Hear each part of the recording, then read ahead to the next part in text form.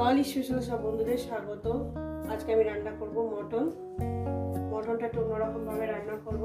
তার জন্য এখানে গোটা গরম মশলা, তেজপাতা, হলুদ, লবণ দিয়ে মটনটাকে সিদ্ধ করে নিয়েছি আগে থাকতে।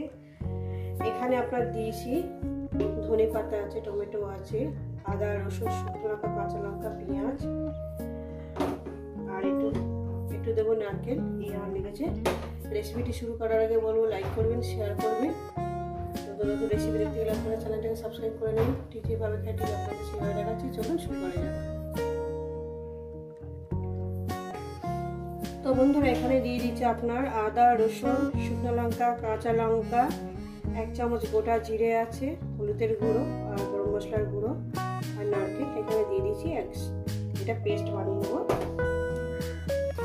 গ্যাস ধরিয়ে দিয়েছি, কড়া বসিয়ে দিয়েছি। কড়া আমার গরম হবে। কড়া আমার গরম হয়ে গেছে।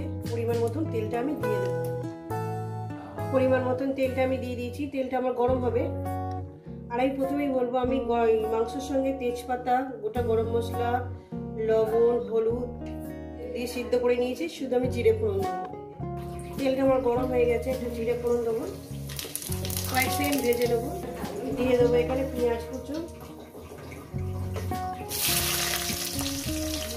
রেসিপিটা বন্ধুরা পুরোটাই দেখবেন, আর আপনাদের কেমন লাগছে অবশ্যই কিন্তু বলবেন। বন্ধুরা পেঁয়াজটাকে আমি ভেজে নিয়েছি। এরপর দিয়ে দেবো মশলা বাটি ধোয়া জল। মশলাটা লেগে রয়েছে, বাটি ধোয়া জলটা আমি দিয়ে দেবো। অনেকটাই লেগে রয়েছে বন্ধুরা, এখনো পুরো মশলা বাটি ধোয়া জলটা আমি দিয়ে দিলাম। আর একটু লেগে নেই। এটা আমি ভালো করে কষিয়ে নেব। রেসিপিটা আপনাদের কেমন লাগছে অবশ্যই কিন্তু বলবেন বন্ধুরা। এই কষার মধ্যে টমেটোটা দিয়ে দেবো, ধনে পাতাটাও দিয়ে দেবো যাতে ফ্লেভারটা আরো ভালো হয়।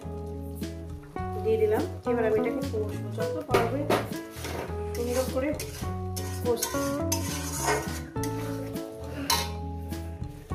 দিয়ে দেবো পরিমাণ মতো লবণ। 1 চামচ লবণ দিলাম, যদি লাগে তো দেবো। ভালো করে সুন্দর করে কষবেন। যত কষবেন ততটাই টেস্টি হবে, যাতে মশলাটা থেকে তেলটা আলাদা হয়ে যায়।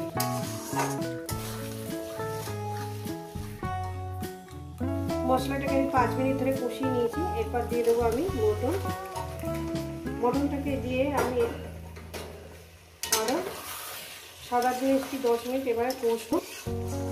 তারপর আমি মটন সিদ্ধ করার যে জলটা আছে সেটা আমি দিয়ে দেবো। এই রেসিপিটা কিন্তু পুরোটাই দেখবেন, আপনাদের কেমন লাগছে কিন্তু বলবেন। প্রায় 10 মিনিট আমি এটাকে কষবো, এরকম মিডিয়াম।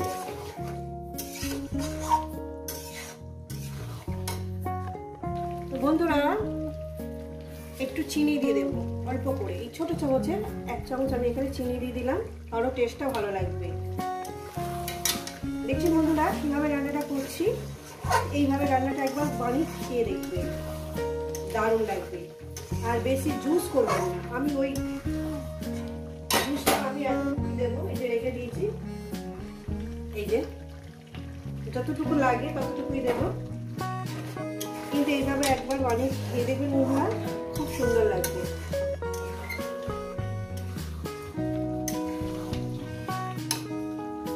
তো বন্ধুরা আমার কষানো হয়ে গেছে, দেখেন কষিয়ে নিয়েছি।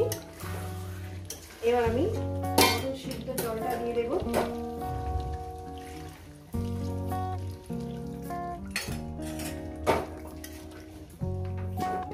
পুরোটা দিলাম না,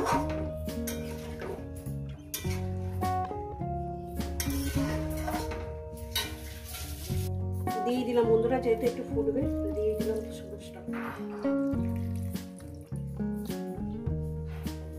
যেহেতু 5-6 মিনিট একটু ফোটাবো, এটাই ঝোল কমে যাবে, পুরোটাই দিয়ে দিলাম। তো বন্ধুরা দারুণ সেন্ট বেরিয়েছে। আর একটু ফোটাবো। এখন আমার 5-6 মিনিট হয়নি, তবে 3 মিনিট হয়েছে। একটু ঝোল বেড়ে দেবো। দারুণ খেতে হয়েছে বন্ধুরা। তো বন্ধুরা আমার মটন রান্নাটা হয়ে গেছে, আমি গ্যাসটা অফ করে দিলাম। এই রেসিপি যদি আপনাদের ভালো লেগে থাকে অবশ্যই কিন্তু কমেন্ট করে জানাবেন, রেসিপিটাকে লাইক করবেন, শেয়ার করবেন, নতুন নতুন রেসিপি চ্যানেলটাকে সাবস্ক্রাইব করে নেবেন। আমি ঠিক যেভাবে খাই ঠিক আপনাদের সেইভাবে কিন্তু দেখালাম। বন্ধুরা আবার নতুন রেসিপির সঙ্গে দেখা হচ্ছে। বন্ধুরা সবাইকে বলবো সুস্থ থাকবেন, ভালো থাকবেন, আর আমার নিত্য নতুন ভিডিও দেখবেন। দেখুন বন্ধুরা, দেখতে সুন্দর না? দেখতে খুব সুন্দর, খেতে খুব সুন্দর।